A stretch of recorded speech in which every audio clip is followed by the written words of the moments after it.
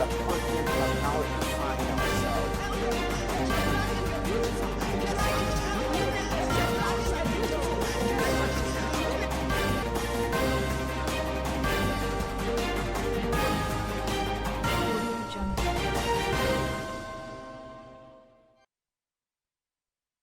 In the news, federal government Southeast leaders reiterate commitment to unity, stability of Nigeria. Government expels Malawi diplomat over booze scandal. Teen who filmed George Floyd's murder bags journalism award. Into sports, Stuttgart star banned for 3 months after playing under false identity. Details coming up shortly.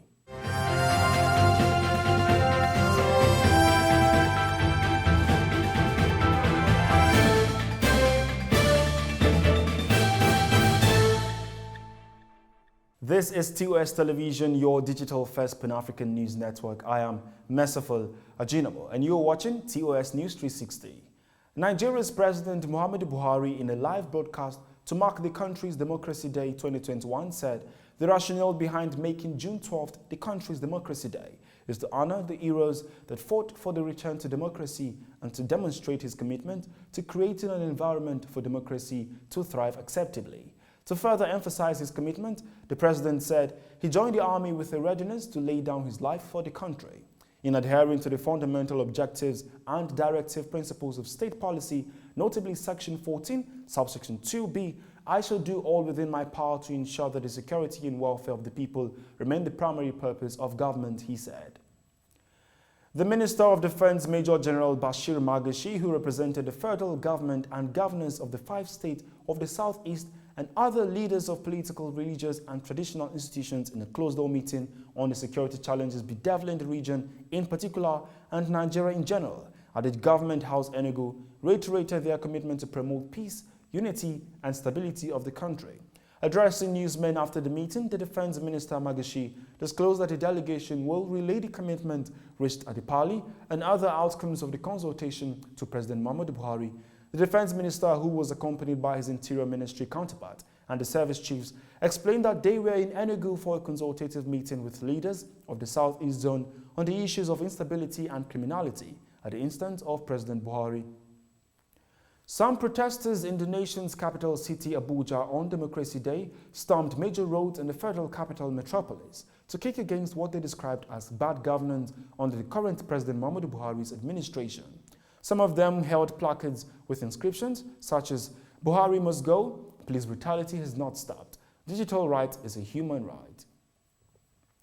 The Minister of Niger Delta Affairs, Senator Godswill Akpabio, alongside key stakeholders in the Niger Delta region, seeking a substantive board for the Niger Delta Development Commission and the Itekiri Liberation Group, has suspended its 14-day ultimatum issued to the federal government. The ILG had on Saturday, May 29th, threatened to disrupt economic activities in the area if after 14 days the federal government failed to inaugurate the NDDC board. The Minister of Power, Engineer Saleh Mamen, Friday revealed that the West African Power Tool WAP $568 million North Core Line project will be completed in the third quarter of 2023. The minister notes that power trade with the pool that comprises Nigeria, Burkina Faso, Togo, Benin and Niger will save the region at least $58 billion yearly. This is your digital-first Pan-African news network, TOS Television, and you're watching News 360. More stories after the break. Do stay.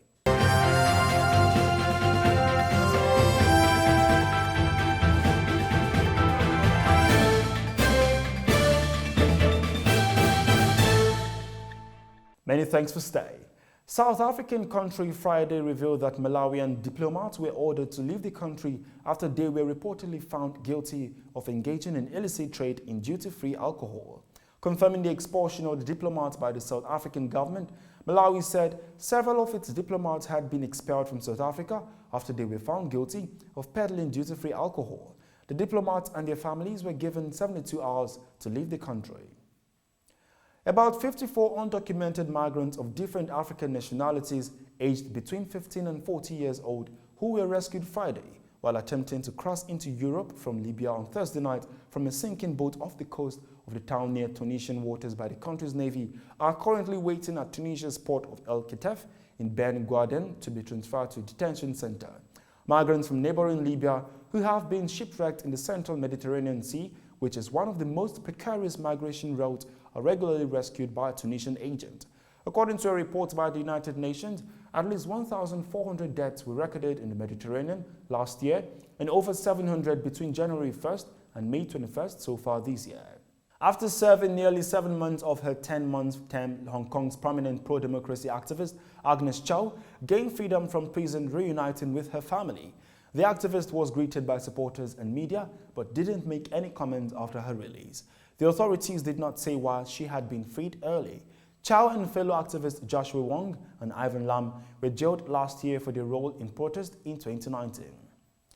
And Daniel F. Frazier, a teenager who filmed the murder of George Floyd by a white police officer, has bagged a special journalism award by the Pulitzer Prize Board. The Pulitzer Committee said Frazier, now 18, was awarded a citation for her courage. Her fame spurred protests for racial justice around the world and was used as evidence in the trial that convicted the former police officer Derek Chauvin. And talking sports, Stuttgart star Silas Katompa Mvumpa has been suspended and fined 30,000 euros by the German Football Association after revealing that he had been playing under false identity and that he was born in 1998, not 1999, which makes him 22 years old. The suspension will last for 3 months. The winger was the alleged victim of blackmail by his former agent, who has been accused of requiring Silas to play under the last name Wamangi Tuka throughout his career. And that is TOS News 360 on your digital first Pan-African news network. For more updates, visit www.tostvnetwork.com. Do follow and like TOS Television Network on Facebook, Twitter and Instagram. And remember to subscribe on YouTube. Do stay with us and enjoy more programs on TOS Television Network. I am Merciful Ajinamo. Thank you so much for watching. But we as a person have now defined ourselves